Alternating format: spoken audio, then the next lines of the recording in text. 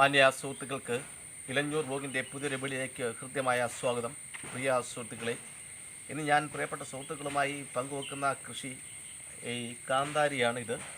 കുറച്ച് നാളുകൾക്ക് മുമ്പ് രണ്ട് കാന്താരി കൊണ്ടുവന്നു സിമെൻറ്റ് ചാക്കിനകത്ത് നമ്മൾ നട്ടിരുന്നു. അപ്പോൾ നട്ട് വേരൊക്കെ പിടിച്ച് പുതിയ ഇലയൊക്കെ വന്നപ്പോൾ വളം ചെയ്തു. അപ്പോൾ അതിനുശേഷം ഇപ്പോഴിത് നിറയെ പൂക്കളുമൊക്കെ ഉണ്ടായി. അതുപോലെ തന്നെ മുളകുമൊക്കെ പിടിച്ചു തുടങ്ങിയിരിക്കുന്നു. അപ്പോൾ ഇതിന് ഈ മഴയത്ത് ഒരു വളം കൂടി ചെയ്തു കഴിഞ്ഞാൽ ഇഷ്ടം പോലെ കാന്താരി നമുക്ക് പറിച്ചെടുക്കാം. അപ്പം ഇത് കാന്താരി പച്ചമുളകിനേക്കാൾ കൂടുതൽ ആയുസ് ദൈർഘ്യമുള്ള ഒരു മുളക് ചെടിയാണ് ഈ കാന്താരി എന്ന് പറഞ്ഞത്. നമുക്കറിയാം, കാന്താരി ഇന്ന് വിപണിയിൽ നല്ല വില കിട്ടുന്ന ഒരു മുളകിനമാണ്. കാരണം കാന്താരിയിൽ അടങ്ങിയിരിക്കുന്ന ഒട്ടനവധി ആരോഗ്യപരമായ ഗുണങ്ങൾ ഇന്ന് നമ്മൾ തിരിച്ചറിഞ്ഞിട്ടുണ്ട്. അതിലെ പ്രധാനപ്പെട്ട സംഗതി എന്ന് പറഞ്ഞാൽ, ദിനചര്യ രോഗങ്ങളെന്ന് നമ്മൾ വിശേഷിപ്പിക്കുന്ന ഈ കൊളസ്ട്രോൾ എന്ന് പറയുന്ന ആ കൊഴുപ്പിനെ അലിയിച്ച് കളയാൻ ഇന്ന് കാന്താരി വളരെയധികം ഉപയോഗപ്പെടുന്നു എന്ന് കണ്ടെത്തിയതിനെ തുടർന്ന് വൻ ഡിമാൻഡാണ് കാന്താരിക്കുള്ളത്. അപ്പോൾ നമ്മൾ വില കൊടുത്താൽ കാന്താരി നമുക്ക് വാങ്ങിക്കാൻ കിട്ടും. കാരണം മാർക്കറ്റുകളിൽ ഇതെല്ലാം സുലഭമാണ്. എന്നാൽ ഒരു പ്രയാസവുമില്ലാതെ നമുക്ക് കാന്താരി നമ്മുടെ വീട്ടിൽ നട്ടുവളർത്താൻ സാധിക്കും. കാരണം കാന്താരി നമ്മൾ അതിൻ്റെ വിത്ത് പോലും വില കൊടുത്ത് വാങ്ങിക്കേണ്ട. ഗ്രാമപ്രദേശങ്ങളിലെ വഴിയോരങ്ങളിലൂടെ നമ്മൾ നടന്നു പോകുമ്പോൾ കുറ്റിക്കാടുകളിലും അല്ലെങ്കിൽ പാതയോരത്തും ഒക്കെ ഇതിൻ്റെ തൈകൾ കിളിച്ച് നിൽക്കുന്നത് കാണാം. അതെങ്ങനെ അവിടെ ഉണ്ടാകുമെന്ന് വെച്ചാൽ, ഈ കാന്താരി ഇങ്ങനെ നിൽക്കുന്നുണ്ടെങ്കിൽ ഇതിന് പഴുത്ത് നിൽക്കുന്ന ചുവപ്പ് നിറമാണ്. അപ്പോൾ ആ ചുവന്ന പഴം എന്ത് ചെയ്യും, ഈ കിളികളൊക്കെ അത് ഭക്ഷിക്കുകയും അതിൻ്റെ കാഷ്ടത്തിലൂടെ പുറത്തു വരുന്ന അരി അവിടെ വീണ് കിളിക്കുകയും ചെയ്യുന്നതാണ് സംഗതി. അത് വേണമെങ്കിൽ നമുക്ക് പിഴുതുകൊണ്ട് വന്ന് നല്ല രീതിയിൽ പരിചരിക്കാൻ ഇഷ്ടംപോലെ വിളവ് കിട്ടും. അപ്പോൾ ഇത് ഗ്രോ ബാഗിൽ കിളിപ്പിക്കാം. അതുപോലെ സിമെൻറ്റ് ചാക്കിലും അല്ലാത്ത ചാക്കിലും ഭൂമിയുള്ളവർക്ക് ഭൂമിയിലും ഒക്കെ നമുക്ക് കിളിപ്പിച്ചെടുക്കാൻ സാധിക്കും. പിന്നെ ഇതിന് ശ്രദ്ധിക്കേണ്ട കാര്യം എന്ന് വെച്ചാൽ, മഴയില്ലാത്ത ദിവസങ്ങളിൽ നമ്മൾ സ്ഥിരമായിട്ട് വെള്ളം ഒഴിച്ചു കൊടുക്കുന്നത് വെള്ളം ആവശ്യമാണ്.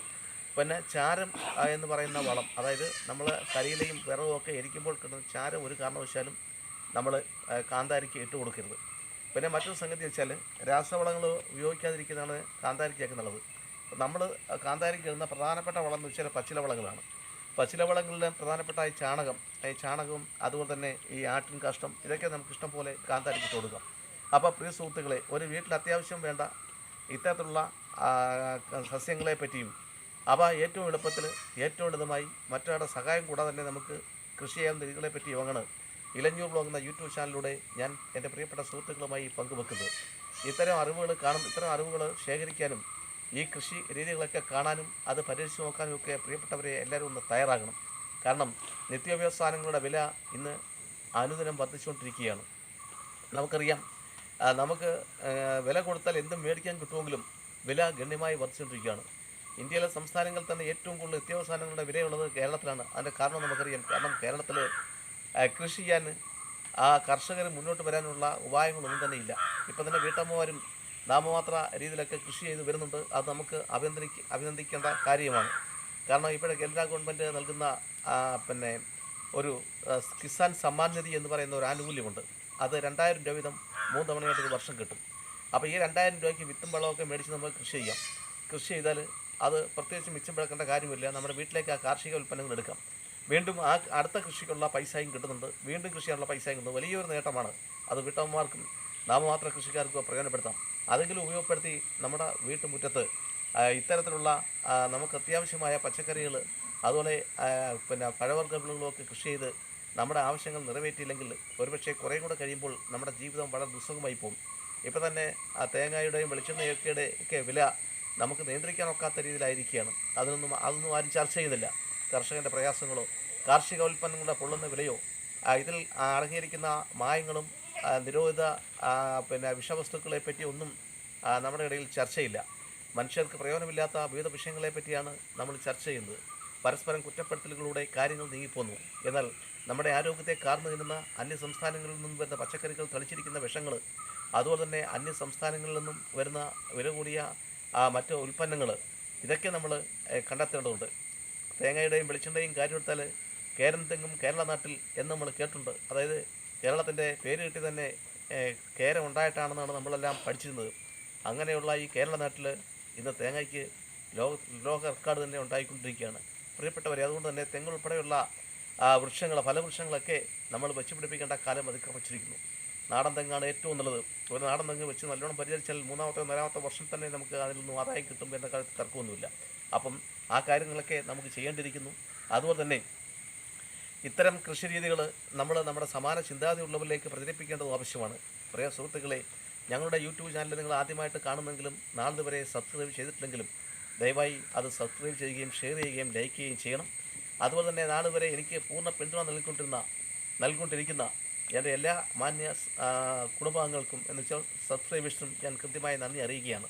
അപ്പം കാന്താരിക്ക് നമ്മൾ എന്തൊക്കെയാണ് വളം ചെയ്ത് നോക്കാം. ഇപ്പം നല്ല മഴയുള്ള സമയമാണ്. അതുകൊണ്ട് തന്നെ നമ്മൾ ഇടാൻ പോകുന്നത് നോക്കിയിട്ട്, ഇത് ആദ്യമായിട്ട് നമ്മൾ ഇട്ട് കൊടുക്കുന്നത് ഈ ചാക്കിനകത്ത് നമ്മൾ ധാരാളമായിട്ട് ഇലകളൊക്കെ ഇട്ടിട്ടുണ്ട്, അതെല്ലാം അഴുകി കിടക്കുകയാണ്. അതുകൊണ്ട് പ്രത്യേകിച്ച് നമ്മൾ മണ്ണ് ഒന്നും ഇട്ട് കൊടുക്കേണ്ട കാര്യമില്ല. നമ്മളിപ്പോൾ ഇട്ട് കൊടുക്കാൻ പോകുന്നത് വെച്ചാൽ ഇത് ആട്ടിൻ കാഷ്ടമാണ്. നമ്മൾ ആട്ടിൻ കാഷ്ടം കുറച്ച് ഇട്ട് കൊടുക്കുകയാണ്.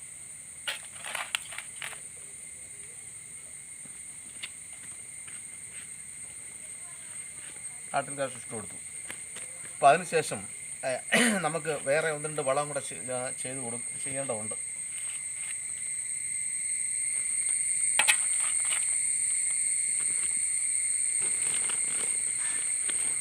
കൂട്ടത്തിലെ ഒരു കാര്യം പറയാം.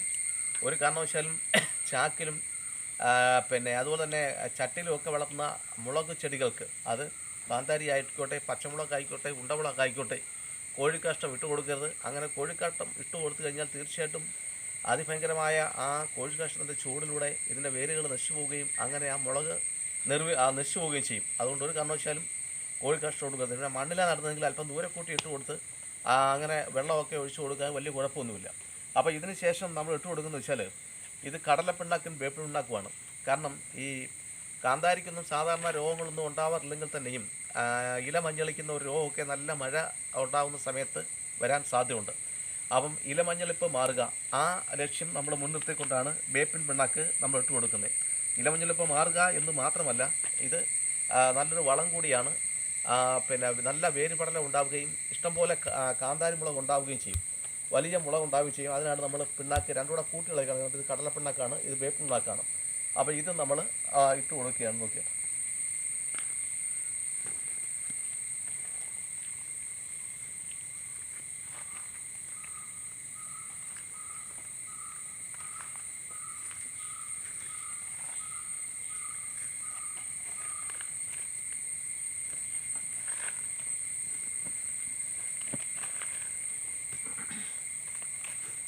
അപ്പോൾ ഇതിൻ്റെ വളരെ രീതി എന്ന് പറഞ്ഞാൽ ഒരു മാസത്തിൽ ഒരു തവണയെങ്കിലും നമ്മൾ ഈ കാന്താരിക്ക് വളം ഇട്ട് കൊടുക്കണം നിർബന്ധമായിട്ട്.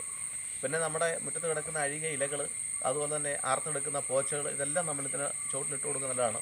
പിന്നെ കുറേശ്ശെ മണ്ണ് കുറച്ചിട്ട് കൊടുത്താൽ മതി. കാരണം ഇത് മുകളിലോട്ട് വേര് പിടിക്കാനുള്ള സാധ്യതയുണ്ട്. ഇവിടെയൊക്കെ വേര് പൊട്ടി വരും, നമ്മളതൊന്നും കൂട്ടാക്കണ്ട. പിന്നെ വലിയ ആവുന്നുണ്ടേ മറിഞ്ഞു വീഴാതിരിക്കാൻ ഒരു കമ്പ് ചാക്കിനോടൊപ്പം കുറ്റി അടിച്ച് ഒന്ന് കെട്ടി കൊടുക്കുന്നത് വളരെ നല്ലതാണ്. അപ്പം ഇത് നമ്മൾ ചെയ്ത് കഴിഞ്ഞിട്ട് ഇനി ചെയ്യണമെന്ന് വെച്ചാൽ, ഞാൻ പറഞ്ഞല്ലോ പച്ചില വളമാണ് നമുക്ക് ഏറ്റവും നല്ലതെന്ന്. അപ്പോൾ ഈ ചാക്കിനകത്ത് കുറച്ച് ഇലകളൂടെ നമ്മൾ വെച്ച് കൊടുക്കുന്നത് ഈ വളം പെട്ടെന്ന് ലയിക്കാനും അതുപോലെ തന്നെ കൂടുതൽ പച്ചില വളം നമ്മുടെ മുളകിന് കിട്ടാനും ഒക്കെ സഹായിക്കും. അത് ഏത് ഇലയായാലും മതി, ഇന്ന ഇലയൊന്നുമില്ല. പിന്നെ പെട്ടെന്ന് അഴുകുന്ന ഇലയാണെങ്കിൽ അത് വളരെ നല്ലതാണ്. അപ്പോൾ പ്രിയ സുഹൃത്തുക്കളെ, നമ്മൾ ഒരു വീട്ടിൽ ഒരു മൂട് കാന്താരി ഒരു പ്രയാസവും ഇല്ലാതെ നമുക്ക് നട്ടു വളർത്തി എടുക്കാൻ സാധിക്കും. ഇത് കൂടുതൽ ഉണ്ടാവുകയാണെങ്കിൽ നമ്മുടെ എല്ലാ കറികൾക്കും നമുക്ക് ഉപയോഗിക്കാം.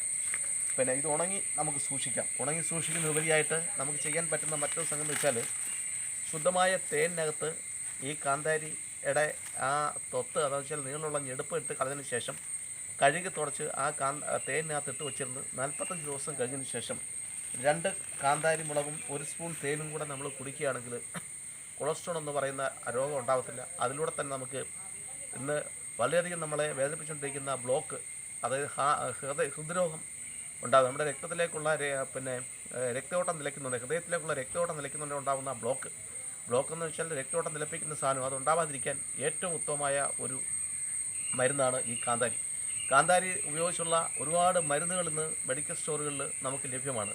അപ്പം അത് രോഗങ്ങൾ ഉണ്ടാവാതിരിക്കാൻ നമ്മൾ ചെയ്യേണ്ട പ്രധാനപ്പെട്ട കാരണം, നമുക്ക് പ്രകൃതി ദാനമായി തന്നിരിക്കുന്ന ഇത്തരം ഈ നല്ല വിളകൾ, ഈ സസ്യങ്ങൾ കണ്ടെത്തുക, ഇത് പരിപാലിക്കുക എന്നുള്ളതേ ഉള്ളൂ. വലിയ ചിലവൊന്നുമില്ല. ഇത് തന്നെ നോക്കിയാട്ടെ, ഞാനിപ്പോൾ 2 വീഡിയോ ഇത് സംബന്ധിച്ചിട്ടുണ്ട്. ഇത് കൊണ്ടുവന്ന് നടന്ന വീഡിയോ ഇട്ടു. കാരണം ആർക്കും വേണ്ടാതെ റോഡ് സൈഡിൽ നിന്ന 2 ചെടിയായിരുന്നു ഇത്. ഞാൻ അത് പറിച്ചെടുത്തു. കാട്ടിനകത്ത് ശോഷിച്ചുന്ന 2 ചെടി പശുവൊക്കെ കടിച്ച് അത് ഞാൻ പറിച്ചെടുത്ത് ഇവിടെ കൊണ്ടുവന്ന് നട്ടു. ആ വീഡിയോ നിങ്ങൾ കണ്ടായിരുന്നു. അതിനുശേഷം കിളിച്ച് വന്നപ്പോൾ ഇതേപോലെ ഒരു വളം ചെയ്തു. അതിനുശേഷം നല്ല ഇലകളായി. ഇപ്പോൾ നിറയെ പൂക്കളായി.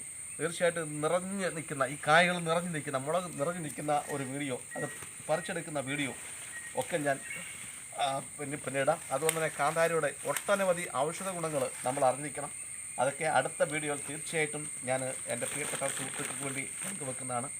അപ്പം എനിക്ക് ഒരപേക്ഷയേ ഉള്ളൂ, പ്രിയ സുഹൃത്തുക്കളെ, ഇത് കാണുന്നവരെല്ലാം തന്നെ ഇതേപോലെ ഒരു ചാക്കിനകത്തോ അല്ലെങ്കിൽ ചട്ടിയിലോ അല്ലെങ്കിൽ ഡ്രമ്മിലോ അല്ലെങ്കിൽ തറയിലോ ഒരു മൂടെങ്കിലും ഒരു കാന്താരി മുളക് വെച്ച് പിടിപ്പിക്കണമെന്നും നമ്മുടെ ഭക്ഷണത്തിൽ പ്രത്യേകിച്ചും കറികളിൽ ഇത് ഉൾപ്പെടുത്തണമെന്നും ആണ് ഞാൻ അപേക്ഷിക്കുന്നത്.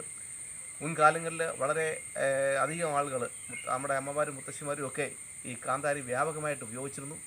അവരൊക്കെ പഴങ്കഞ്ഞി കുടിക്കുന്ന സമയങ്ങളിൽ മോരും ഒക്കെ ഒഴിച്ച് ഈ കാന്താരിയൊക്കെ ഉടച്ച് സ്വാദിഷ്ടമായ പഴങ്കഞ്ഞി കുടിച്ചിരിക്കുന്നു. അന്ന് ആശുപത്രി ചിലവുകൾ വളരെ വിരളമായിരുന്നു. ആശുപത്രികളുടെ എണ്ണം കുറവായിരുന്നു. ഇതേപോലെ ഭയങ്കരമായ ചിലവുകളൊന്നും ഉള്ള രോഗങ്ങളൊന്നും മനുഷ്യർക്ക് ഉണ്ടാകുമായിരുന്നില്ല. ആ അവസ്ഥയിലേക്ക് നമുക്ക് തിരിച്ചു പോകേണ്ടിയിരിക്കുന്നു. അപ്പം പ്രിയ സുഹൃത്തുക്കളെ, ഇത്തരത്തിലുള്ള കൃഷി രീതികൾ നമുക്ക് ചെയ്യണം. അത് നമ്മൾ കൂട്ടായി എത്തിക്കാം. നമുക്ക് അതിനുവേണ്ടി ആരംഭിക്കാം. രോഗങ്ങളിൽ നിന്ന് മുക്തി നേടി മനസ്സന്തോഷത്തോടെ ദീർഘായുസ്സോടെ നമുക്ക് ജീവിക്കാൻ തീരുമാനമെടുക്കാം. എല്ലാവർക്കും ഒരിക്കൽ കൂടി നന്ദി, നമസ്കാരം.